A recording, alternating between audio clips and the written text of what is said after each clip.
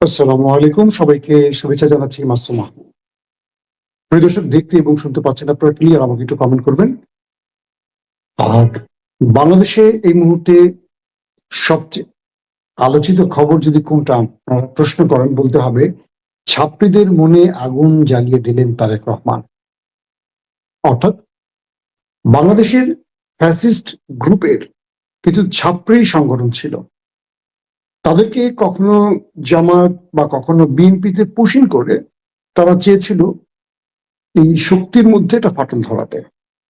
বেগম খালেদা জিয়ার মৃত্যুর পর যখন বিভিন্ন রাজনৈতিক সামাজিক সংগঠনগুলো তারেক রহমানের সাথে শোক জানাতে দেখা করছিলেন, এর মধ্যে সবচেয়ে আলোচনার যে বিষয়টি আসছে সেটি হলো ছাত্র শিবির এবং জামায়াত, তারা তারেক রহমানের সাথে দেখা করেছেন, শোক জানিয়েছেন, শোক বইতে স্বাক্ষর করেছে। সঙ্গে সঙ্গে ছাত্রীদের ভেতরে আগুন ধরে গেছে, সাহেবদের মনে দাউ দাউ করে আগুন জ্বলছে। এই আগুন নেভাবেন কি করে? আসলে আপনার তারেক রহমান এবং শিবিরের মধ্যে আসলে কি কথা হয়েছিল পর্দার আড়ালে জানতে চান তো? জানাবো। শিবির তারেক রহমানকে কি বলেছে সেটাও তো জানতে চান আপনারা, সেটাও জানাবো। তার আগে আরো কয়েকটা গুরুত্বপূর্ণ খবর দিয়ে আসি। সাম্প্রতিক সময় আমরা দেখতে পাচ্ছি যে বিভিন্ন জায়গায় নির্বাচনের যারা মনোনয়ন দিয়েছেন, সেখানে একটি সংগঠনের মনোনয়ন অনেক জায়গা থেকে বাতিল হচ্ছে বিভিন্ন অভিযোগ তুলে। আবার কোনো কোনো জায়গায় দেখা যাচ্ছে যে যাদের বিরুদ্ধে অনেক ঋণ খেলাপির অভিযোগ আছে, অনেক রকম অভিযোগ আছে, তাদের মনোনয়ন বহাল আছে। তো এই পরিপ্রেক্ষিতে দেখলাম হাসনাত আব্দুল্লাহ তিনি স্পষ্ট বক্তব্যে বলেছেন যে বিএনপি কে সুবিধা দিচ্ছে বর্তমান সরকার বা নির্বাচন কমিশন, এবং অন্য রাজনৈতিক দলগুলোর উপর বা তাদের সাথে অবিচার করছে নির্বাচন কমিশন বা রিটার্নিং কর্মকর্তারা। এবং হাসনাত আব্দুল্লাহ অভিযোগ তুলেছেন যে এই পরিস্থিতিতে ফ্রি ফেয়ার ইলেকশন সম্ভব কি করে, যেখানে রিটার্নিং অফিসার একটি দলের মনোনয়ন অনেক জায়গা থেকে বাতিল করছেন। কক্সবাজার অর্থাৎ কক্সবাজারের 2 নম্বর আসনের হামিদুর রহমান আজাদ সাহেবের মনোনয়ন বাতিল হয়েছে। যশোরের একজন ডক্টরের জামানত কি বলে মনোনয়ন বাতিল হয়েছে। কিন্তু যাদের বিরুদ্ধে সর্বাধিক অভিযোগ আছে, ঋণ খেলাপি থেকে শুরু করে গোপন ব্যক্তিগত তথ্য গোপন সহ নানান রকম, তারা পূর্ণ বহালে আছে। কেন? এটা হাসনাত আব্দুল্লাহ প্রশ্ন। এবং তিনি স্পষ্ট করে বলেছেন যে একটি রাজনৈতিক দলকে সুবিধা পাইয়ে দিচ্ছে সরকার এবং তার সিস্টেম, মানে তার যেটাকে বলে নির্বাচন কমিশন বা সারা দেশে যে আমলারা বসে আছেন, সেই সরকারি আমলারা। অবশ্যই আপনারা এই বিষয়ে মতামত দিবেন, হাসনাত আব্দুল্লাহ ঠিক বলছেন নাকি ভুল বলেছেন। এবার আসছি 2 নম্বর যে বিষয়টিতে, সেটি হলো খালেদা জিয়ার মৃত্যুর পর বাংলাদেশ শুধু নয়, পুরো পৃথিবী যে দৃশ্যটি দেখেছে সেটি ছিল বাংলাদেশের রেকর্ড পরিমাণ মানুষের উপস্থিতি হয়েছিল কেবল খালেদা জিয়াকে এক নজর শ্রদ্ধা জানাতে, তার জানাজায় অংশ নিতে। পৃথিবীর ইতিহাসে এটি বিরল ঘটনা, সকল রেকর্ড ভেঙেছে। এরপর পরই আমি কয়েকটা সূত্রে জেনেছি দিল্লিতে অনেক টেনশন তৈরি হয়েছিল যে যাকে এতটা বছর ধরে মিথ্যা রাজনৈতিক ইস্যু তৈরি করে আগুন জ্বালাও, আগুন কি মানুষ মারো পড়ো, কিংবা জিয়া অরফানেজ ট্রাস্ট মামলায় আসামি করে সাজা দেওয়া, এই যে বিভিন্ন জিনিস, তারেক রহমানকে প্রথম আলো ডেইলি স্টারকে দিয়ে খাম্বা বা দুর্নীতির বরপুত্র বানানোর যে খেলাগুলো, সব ব্যর্থ হয়ে গেছে এক জায়গায়। মানুষ জিয়া পরিবারকে ভালোবাসে, মানুষ জিয়া পরিবারের সাথে আছে, এটা ক্লিয়ার করে দিয়েছে এক জানা যায়। তার মানে 15-16 বছরে শেখ হাসিনা বা দিল্লির প্রেসক্রিপশনে হাজার হাজার কোটি টাকার যে মিডিয়া খেলা বা মিডিয়ার যে সন্ত্রাস, এটাকে ব্যর্থ করে দিয়েছে একটি জানাজা, সেটা হলো বেগম খালেদা জিয়ার জানাজা। তার মানে জিয়া পরিবার বা খালেদা জিয়ার সাথে দেশের মানুষ আছে। তৃতীয় যে বিষয়টি, তারেক রহমান কল্পনা করেননি যে তার মায়ের মৃত্যুর পর এত মানুষ একসাথে জানাজায় আসবে। প্রশ্ন হলো তারেক রহমান এই জানাজা থেকে কয়েকটা বার্তা পেয়েছেন। এক, তিনি বুঝতে পেরেছেন আগামীর রাজনীতি কোন টাইপের হওয়া উচিত, তার মায়ের স্টাইলে নাকি ভিন্ন কোনো আদলে? দুই, তিনি বুঝতে পেরেছেন তার মা পুরো দেশের রাজনৈতিক দলগুলোকে যে একটা ফ্রেমে রেখে তিনি যে একটা অভিভাবকের আসনে ছিলেন, এটার বাস্তব রূপ। 3 নম্বর, বেগম জিয়া সর্বস্তরের মানুষের হৃদয়ে স্থান পাওয়া একজন নেত্রী ছিলেন। তারেক রহমান এই জানাজা থেকে যে বার্তাগুলো পেয়েছেন, এটাও আগামী দিনে বিএনপির জন্য খুব পজিটিভ সাইন। কিরকম? যারা তারেক রহমানকে একটু অন্য পন্থায় নিতে চেয়েছিলেন, বিএনপির মধ্যে যারা আছেন, তারা ব্যর্থ হয়েছেন। তারেক রহমান বুঝতে পেরেছেন তার মা সঠিক পথে ছিলেন এবং তার রাজনৈতিক স্টাইলটাই বা তার রাজনৈতিক, যেটাকে আমরা বলবো কি, যে আইডিওলজি, এটাই রাইট ছিল। যখন তারেক রহমানের সাথে দেখা করতে গেল ছাত্র শিবির, জামায়াত ইসলাম সহ বর্তমান বিরোধী জোটের যারা, মানে বিরোধী মতের যারা, বাংলাদেশের ছাত্রী গ্রুপের মধ্যে আগুন জ্বলে উঠলো দাউ দাউ করে। তারা বলল বিএনপির জাত গেল, বিএনপির জাত গেল। কিন্তু তারেক রহমান অসম্ভব ভাবে একটা ভালো ব্যাটিং করলেন। কি করলেন? তিনি শিবিরের ছেলেদেরকে কাছে ডেকে নিলেন, তাদেরকে আপন করলেন এবং তাদেরকে বললেন প্রথমে যে তোমরা তোমাদের বক্তব্যটা আগে তুলে ধরো, আমি আমার বক্তব্যটা তোমাদের দেব। ছাত্র শিবির বক্তব্য দিল, পাশাপাশি ডাকসুর যে ভিপি সাদিক কায়েম, তিনিও তার বক্তব্যটি দিলেন যে আমরা ফ্যাসিজম বিরোধী যে গ্রুপটা আছে, যারা নতুন বাংলাদেশ বা নতুন বন্দোবস্তের স্বপ্ন দেখছি, আমাদের টার্গেট হলো আমরা বিভাজিত জাতি চাই না। আমরা চাই আমরা যারা সবাই মিলে এই ফ্যাসিজমকে, ফ্যাসিস্টদেরকে দূর করেছি, স্বৈরাচারকে দূর করেছি, আমরা যেন এক থাকি, এক প্ল্যাটফর্মে থাকি। তাতে করে একটা নতুন বাংলাদেশ আমরা নির্মাণ করতে পারবো। আমরা আসলে বাংলাদেশপন্থী। আমি সাদিককে এটা তারেক রহমানকে বোঝালেন যে আমরা বাংলাদেশপন্থী, আমরা এপার ওপার পন্থী না, একদম ঠিক বাংলাদেশপন্থী। সাদিক কায়েমের এই বক্তব্যটি ভালো লেগেছে তারেক রহমানের, কারণ জিয়া পরিবার পুরোপুরি বাংলাদেশপন্থী, আর তারেক রহমান সেই বাংলাদেশ পন্থাকে অ্যাকসেপ্ট করেছেন সাদিক কায়েমের কাছ থেকে। তিনি সাদিক কায়েমকে বললেন আমরাও তাই চাই। ছাত্র শিবিরের কাছ থেকে আমরা সবচেয়ে বেশি যে জিনিসটা চাই সেটা হলো যে নতুন প্রজন্ম শিবিরকে বিশ্ববিদ্যালয়ের দায়িত্বগুলোতে দিয়েছে, যে নতুন প্রজন্ম শিবিরকে ভালোবাসে, শিবির তাদের আশা পূরণ করবে। কে বলছে? তারেক রহমান। দ্বিতীয়ত বললেন তারেক রহমান যে যারা ফ্যাসিস্ট বিরোধী একটি প্ল্যাটফর্ম তৈরিতে, মানে একটি প্ল্যাটফর্মে ছিল বিএনপি, জামাত, শিবির, ছাত্রদল সহ যারা, এনসিপি, সবাই মিলে, অর্থাৎ বৈষম্য বিরোধীরা, তারা যেন এক থাকে। সাদেক কায়েম এবং তারেক রহমানের পুরো বক্তব্যটার জায়গাটা এখানে যে আমরা যেন এক থাকি, আমাদেরকে ফাটল ধরানোর জন্য বিভিন্ন পয়েন্ট থেকে, বিভিন্ন সেক্টর থেকে আমাদের নিয়ে খেলা চলবে। কে বলছেন? তারেক রহমান।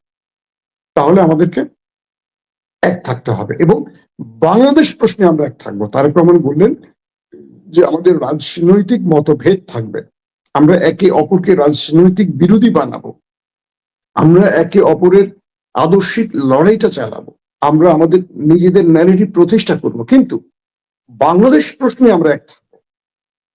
কে বলছেন? তারেক রহমান। শহীদ প্রেসিডেন্ট জিয়াউর রহমানের ছেলে তারেক রহমান, যাকে নিয়ে আমাদের ছাত্রীরা, আমাদের সেকুলাররা, বামরা এতদিন খেলছিল তারেক রহমানকে একটু ইন্ডিয়া ঘেঁষা বানাবে, একটু বাম ঘেঁষা বানাবে, ইসলাম বিরোধী বানাবে, ইসলাম ন্যারেটিভে তারেক রহমানকে একটা কি বলবো চাপে রেখে তারা তারেক রহমানকে ব্যবহার করবে, যে কারণে 1,000 কোটি টাকা দিয়ে বামগুলোকে একটা সুন্দরভাবে গুছিয়ে তারেক রহমানের আশেপাশে জাল তৈরি করে বসিয়ে দিয়েছিল। সেই ব্যক্তিদের মাধ্যমে তারেক রহমানকে তারা একটা সেকুলার বানাবে বা ইসলাম বিরোধী বা জামাত বিরোধী। জামাত তো ইসলাম না, ইসলাম এটা ভিন্ন জিনিস, জামাত ইসলামের একটা পার্ট। আবার বলছে জামাত চরমনাই একটা ইসলামের পার্ট, কিন্তু পূর্ণাঙ্গ ইসলাম যেটাকে আমরা বুঝি সেটা ইসলাম, সেটা কোনো রাজনৈতিক দল না, ইসলাম। তো যখন শিবিরের সাথে তারেক রহমান এই কথাগুলো বললেন এবং সোশ্যাল মিডিয়া আপনি ভালো করে নজর রাখেন, ছাত্রীদের মধ্যে আগুন চলে গেছে। তারা তারেক রহমানকে নিয়ে এখন জাত গেল, বিএনপির জাত গেল, এই শুরুটা করেছে। আমার প্রশ্ন হলো শাহেদ আলমরা তারা কবে থেকে বিএনপি করে? দ্বিতীয় প্রশ্ন, যারা বিএনপির বুদ্ধিজীবী সেজে গেছে তারা আসলে কবে বিএনপি ছিলেন? হঠাৎ করে হাসিনা চলে যাওয়ার পর অনেকে বিএনপি সেজে গেছেন, এদেরকে ওপার থেকে বিএনপি সাজিয়ে এই বিএনপির মধ্যে ঢোকানো হয়েছে। এরা আগে কখনো বিএনপি ছিল না। বিএনপিকে নিয়ে তুচ্ছ তাচ্ছিল্য করা এই ব্যক্তিগুলো 5 তারিখের পর বিএনপি সেজে গেছে। আর বিএনপির কিছু কি বলবো অর্ধপাগল এদেরকে নিজেদের অ্যাসেট মনে করতে শুরু করছে, আর এরা বিএনপিকে জ্ঞান দেওয়া শুরু করেছে। জিয়া পরিবারের চেয়ে বড় বিএনপি কে হবে? তারেক রহমানের চেয়েও যদি কেউ বড় বিএনপি সাজতে চায়, বুঝবেন তার মধ্যে কিছু একটা আছে, ঘাপলা আছে, বুঝতে পারছেন? বেগম জিয়ার চেয়ে বড় বিএনপি যদি আপনি সাজেন, তারেক রহমানের চেয়ে বড় বিএনপি যদি আপনি সাজেন, তাহলে বুঝবো আপনার মধ্যে ঘাপলা আছে, বুঝতে পারছেন? তো পুরো বিষয়টা হলো যে তারেক রহমান বোঝেন না কার সাথে কথা বলতে হবে, তারেক রহমান বোঝেন না কার সাথে বৈঠক করতে হবে, তারেক রহমান বোঝেন না কাদেরকে বুকে টানতে হবে। অবশ্যই বোঝেন। তো তারেক রহমান যদি বুঝেই থাকেন, তারেক রহমান যে কাজটা করবে সেটা আপনাকে চোখ বন্ধ করে বিশ্বাস করতে হবে এবং সমর্থন দিতে হবে। যদি আপনি না পারেন মানে রাজনৈতিক খেলায়, তাহলে বুঝবেন যে আপনার মধ্যে ঘাপলা আছে। এখন যারা এতদিন বিএনপি জামাতের সাথে দূরত্ব সৃষ্টির খেলাটা খেলছে, তারা দেখলেন বেগম জিয়ার মৃত্যুর পর তাদের সেই খেলাটা ভেঙে চুরমার হয়ে গেছে। বেগম জিয়া একটা কথা বলতেন যে 20 দলীয় জোট, যেটা 4 দলীয় জোট থেকে শুরু হয়ে 20 দলীয় জোট পর্যন্ত গেছে, বেগম জিয়া জেলে যাওয়ার আগ পর্যন্ত এই জোটটা অটুট ছিল। এটাকে দিল্লি না ভাঙতে পারছে, না ভাঙতে পারছে, না হাসিনা ভাঙতে পেরেছে। এত কিছুর পর ভাঙতে পারেনি। জামাতের 5-6 জনকে ফাঁসির কাস্টে ঝুলিয়েও পারেনি এই জোট ভাঙতে। বেগম জিয়া জেলে চলে যাবার পর এটাকে ভাঙতে না পারলেও দুর্বল করে ফেলেছিল শত্রুরা। যেহেতু তারেক রহমান দেশে ছিলেন না, তিনি কার্যত কিছু করতে পারেননি, কারণ তার যারা বাংলাদেশ টিম ছিল বিএনপি, তারা বেগম জিয়া জেলে যাবার পর তারা তাদের কাজটি বাস্তবায়ন করেছে, অর্থাৎ বিএনপিকে জামাত থেকে দূরে ঠেলে দিয়েছে। কিন্তু তারেক রহমান কৌশলে বাংলাদেশ প্রশ্নে সবগুলো দলকে যখন এক টেবিলে বসাতে গেছেন, তখনই ওপারে আগুন জ্বলে গেছে। এটা আপনারা বুঝতে পেরেছেন, ক্লিয়ার? এখন প্রশ্নটা হলো, অন্য গোষ্ঠী যারা আছে, যারা এখন বিএনপির সমালোচনা করছেন, এটা বলছেন সেটা বলছেন, তাদেরকে একটা কথা বলতে চাই। আপনারা যারা বিএনপিকে সেকুলার বানাতে চান অথবা জামাতকে পূর্ণাঙ্গ ইসলামিক ক্যাটাগরিতে ফেলে জিহাদি বানাতে চান, তাদের উদ্দেশ্য ভালো না। বিএনপি আওয়ামী লীগ না, বিএনপি বিএনপি। বিএনপি কেন মানুষ ভালোবাসে জানেন? BNP nationalist, Islamist. যারা বিএনপিকে শুধু ন্যাশনালিস্ট মনে করেন, নট ইসলামিস্ট কাতারে ফেলবেন, তারা বিএনপির না, তারা বাম, রাম, সেকুলার আর আওয়ামী কি বলবো রেসপেন্সার। বিএনপিকে মানুষ ভালোবাসছে তার প্রধান দুটো কারণ, জাতীয়তাবাদ এবং ইসলাম। এই দুটোর কারণেই বাংলাদেশে বিএনপি এত জনপ্রিয়, জিয়াউর রহমান এত জনপ্রিয়, বেগম খালেদা জিয়া এত জনপ্রিয়, তারেক রহমান এত জনপ্রিয়। তারপরে বিষয়টি দেখেন, তারেক রহমান তার মায়ের জানাজা যে বক্তব্যটি দিলেন, তিনি কাউকে কটাক্ষ করলেন না। সাম্প্রতিক সময়, শুধু সাম্প্রতিক না, তারেক রহমান লন্ডন থেকে যতগুলো বক্তব্য দিলেন, ভালো করে খেয়াল করবেন, তিনি বিভাজনের বিপক্ষে। বারবারই বাংলাদেশ গড়ার প্রশ্নে তিনি ঐক্যবদ্ধ জাতিকে চেয়েছেন, সবাইকে তিনি একটি প্ল্যাটফর্মে চেয়েছেন। যদিও বিএনপি নেতারা বলেছে আগামীতে সরকার গঠন বিএনপি করলে তারা জাতীয় সরকার গঠন করবে, কিন্তু জামাতকে রাখবে না। এটি বিএনপি নেতারা বলেছেন, আমি এটি তারেক রহমানের মুখ থেকে শুনিনি। তারা বলছেন যদি বিএনপি নির্বাচিত হয় তারা জাতীয় সরকার গঠন করবে, কিন্তু জামাত প্রশ্নে জামাত তারা হয়তো রাখবে না, এমন একটি ইঙ্গিত বিএনপি দিয়েছে। আবার একই প্রশ্ন যখন ডক্টর শফিকুর রহমানকে করা হলো, তিনি বললেন যে আগামীতে নির্বাচনে যদি জামাত জেতে, সেক্ষেত্রে তারা জাতীয় সরকার গঠন করবে। অর্থাৎ তাকে আবার পাল্টা প্রশ্ন করা হলো, জাতীয় সরকারে বিএনপি কে রাখবেন? তিনি বলেছেন যে অবশ্যই বিএনপি সবচেয়ে বড় একটি দল, তাদেরকে নিয়ে দেশ করতে হবে যদি জামাত ক্ষমতা আসে। তার মানে আমরা এটুকু বুঝলাম যে জামাত ক্ষমতা আসলে বিএনপিকে জাতীয় সরকারে রাখবে। বিএনপির কিছু নেতারা যদিও জামাতকে রাখতে চাচ্ছেন না, আমি বিশ্বাস করি তারেক রহমান জামাতকে নিয়ে জাতীয় সরকার গঠন করবেন, কারণ তার মায়ের হাত দিয়ে এই জোট গঠন হয়েছে এবং এই জোটটি দীর্ঘ চড়াই উত্তরানোর পর হাজার হাজার জীবনের বিনিময়ে জোট ভাঙেনি। কৌশলগত কারণে হয়তো তারেক রহমান জামাত প্রশ্নে অনেক সময় নীরব থাকেন, কিন্তু আমি এটুকু বিশ্বাস করি তারেক রহমান এমন একটি বলয় তৈরি করতে চাইছেন যে বলয়টি বাংলাদেশকে ঐক্যবদ্ধ রাখবে, বাংলাদেশকে শক্তিশালী করবে। এই জন্য তারেক রহমান যাকে মারা লাগে মারবে, যাকে ধরা লাগে ধরবে, যাকে উঠানো লাগে উঠাবে, যাকে পুঁতে ফেলা লাগে পুঁতে ফেলবে। অর্থাৎ বাংলাদেশ প্রশ্নে তারেক রহমান বা জিয়া পরিবার আপোষ করবে না, এটা ইন্ডিয়াও চায়। একটা জিনিস মনে রাখবেন, ইন্ডিয়া কখনো তারেক জিয়াকে মানে জিয়া পরিবারকে তাদের বন্ধু মনে করে না। যারা প্রচার করেন, যারা বড় বাহিনী হয়ে প্রচার করেন, তারা হয়তো রাজনৈতিক কারণে করেন। হ্যাঁ, বিএনপির মধ্যে ওপারের কিছু এজেন্ট আছে, কিন্তু জিয়া পরিবার যে সবসময় বাংলাদেশের পক্ষে থাকে এটা কিন্তু ইন্ডিয়া চায়। এখন হাসিনা নেই বলে বিকল্প হিসেবে তারা হয়তো একটা লিয়াজো করছে। এটি আসলে 3 নম্বর যে প্রশ্নটা দিয়ে শেষ করতে চাই, জামাতের আমির ডক্টর শফিককে নিয়ে আলোচনা শুরু হয়েছে যে তিনি ইন্ডিয়ার সাথে গোপনে যোগাযোগ করছেন এবং একটি গ্রুপ এটাকে খুব জোরে সোরে প্রচার করছে। এই গ্রুপটা সেই ছাত্রী গ্রুপ, ভালো করে বুঝবেন, এটাই সেই ছাত্রী গ্রুপ। এদের কাজটা কি আমরা বুঝি, এরাও বুঝে যে আমরা আসলে এদের ন্যারেটিভ বুঝতে পারি। এরা সবসময় ন্যারেটিভ নিয়ে একটু খেলে, এদিক ওদিক চেঞ্জ করে ন্যারেটিভ। ডক্টর শফিক সাহেবের বক্তব্যটা আমি পেলাম, যেটা বোঝানোর চেষ্টা করছি যে তিনি ভারতের সাথে গোপনে যোগাযোগ করছেন। আসলে রয়টার্সকে তার যে বক্তব্যটা দেওয়া হলো, তারপর তার যে বক্তব্যটা এলো, সেখানে যে বিষয়টা স্পষ্ট হয়েছে, মূলত ডক্টর শফিককে ভারত একাধিকবার যোগাযোগ মানে ভারতের পক্ষ থেকে যোগাযোগ করা হলো এবং ভারত তাদেরকে বলছিল যে আমরা আপনাদের সাথে বসতে চাই। এটা সংখ্যাটা 4 থেকে 8-এর মধ্যে, 4, 5, 6, 7, 8 এরকম। তো এইরকম একটা তথ্য আমাদের কানে এসছে। আমিরে জামাত অর্থাৎ জামাতের যিনি আমির, তিনি বলছেন যে আপনাদের সাথে আমরা যদি বসি সেটা প্রকাশ্যে বসবো, কোনো গোপন বৈঠক হবে না। যেহেতু রাজনৈতিকভাবে আমরা একটা বৈধ সংগঠন, আপনারা আমাদের প্রতিবেশী একটি দেশ, যদি আমাদের দলটাকে আপনাদের বন্ধু মনে হয় বা আমাদের দলটাকে আপনাদের কাছে গ্রহণযোগ্য মনে হয়, রাজনৈতিকভাবে আপনারা আমাদের সাথে ওপেন বসবেন বাকিদের সাথে যেভাবে বসে। মানে ভারত একটা শর্ত দিয়ে চাচ্ছিল ডক্টর শফিকের সাথে দেখা করতে, যে এই বৈঠকটা গোপন রাখবে তারা।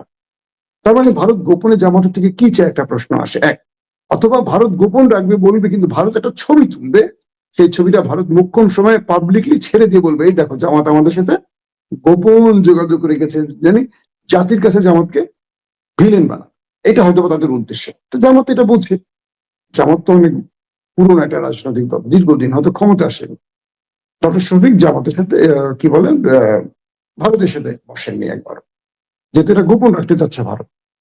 সর্বশেষ তিনি তার ওপেন হার্ট সার্জারির পর পৃথিবীর বিভিন্ন রাষ্ট্রদূতরা আসতে শুরু করেছেন তার সাথে দেখা করতে, সৌজন্য সাক্ষাৎ করতে, শারীরিক খোঁজ খবর নিতে। সেই সময় ভারতেরও একজন গুরুত্বপূর্ণ ডেলিগেট আসেন জামাতের আমিরের সাথে দেখা করতে, এবং তিনি তার সাথে দেখা করেন, তার খোঁজ খবর নেন এবং বলেন এটা গোপন রাখতে। জামাত আমির বললেন তখন যে এটা কেন গোপন রাখবো, সবাই যেহেতু আসছে আপনিও এসছেন, এটা আমরা গোপন রাখার প্রশ্নে, বা আপনি আসছেন আমি আপনাকে ডেকে আনিনি, আপনি আসছেন আমার খোঁজ খবর নিতে, আবার বলছেন গোপন রাখতে। কেন গোপন রাখতে হবে? তিনি খোলামেলায় কথাটি তিনি নিজেই রয়টার্সকে বলছেন, কেউ এটা অনুসন্ধান করে যে জোকার নাইন অনুসন্ধান করে বের করছে বিষয়টা এরকম না। তিনি নিজেই রয়টার্সকে বলেছেন যে হ্যাঁ ভারতের সাথে আমাদের দেখা হয়েছে, ভারতের কাছে আমি যাইনি, ভারত আমার কাছে এসছে আমার শারীরিক খোঁজ খবর নিতে। এটাকে নিয়ে যারা খেলছে তারা আবারও মাঠে মারা গেলেন, কারণ জাতির কাছে স্পষ্ট হয়ে গেছে। আসলে বিষয়টা এখন এমন একটি জায়গা দাঁড়িয়েছে, বিএনপি এবং জামাতের মধ্যে যে ঐক্যের জায়গাটা বেগম জিয়া তৈরি করে রেখেছিলেন, অনেকে চেয়েছেন যে তার বিদায়ের পর এই ঐক্যের জায়গাটায় ফাটল ধরে তারেক রহমানের সাথে জামাতেটা দ্রুত তৈরি করতে। কিন্তু জামাত ইসলামের আমিরের সাথে তারেক রহমান যেভাবে বুকে বুক মেলালেন, শিবিরকে যেভাবে কাছে ডেকে একদম নিজের ছোট ভাইদের মতো স্নেহ করে বোঝালেন, বাংলাদেশ প্রশ্নে সবাইকে এক থাকতে বললেন, এই মেসেজগুলি আমাদের রাষ্ট্রের বিরোধী শক্তির জন্য, রাষ্ট্রের বিরোধী শক্তি মানে শুধু ওই পান না, এই দেশেও বসে আছে, এই দেশের মধ্যে বসে আছে, এরা বিভিন্ন গ্রুপে ভাগ হয়ে বসে আছে, এরা কখনো বিএনপি সেজে বসে আছে, এরা কখনো বিএনপির বুদ্ধিজীবী টকশোর মেকার মানে টকার বসে আছে, বিভিন্ন পেশায় বসে আছে। এবং বিএনপি অনেক সময় মনে করে যে তো হলো এরা একটা বিদেশি এজেন্ট হিসেবে কাজ করে, বড় অঙ্কের টাকা পাচ্ছে, মানে বিএনপি কে গ্রিপে ফেলে তারা একটা বড় রকম কি বলবো যে বাংলাদেশের ভেতরে রাজনৈতিক উত্তেজনা সৃষ্টির জন্য কাজ করে। এবং তারা সবসময় চায় ওই পার যে কাজটিতে খুশি হয়, ওই পারের যেখানে স্বার্থ আছে সেটা রক্ষা করতে। তো সেই জিনিসটি তারা এবার পারেনি।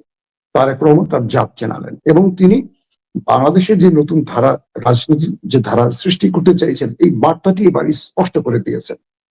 তারেক রহমানের সামনে ছাত্রীদের ভাত নেই, তারেক রহমানের সামনে ওপারের, ওপার তো বুঝছেন, দিল্লি প্রেমীদের ভাত নেই। এবং তারেক রহমান বুঝিয়ে দিলেন আগামী রাজনীতি হবে বাংলাদেশ পন্থী রাজনীতি। আল্লাহ হাফেজ।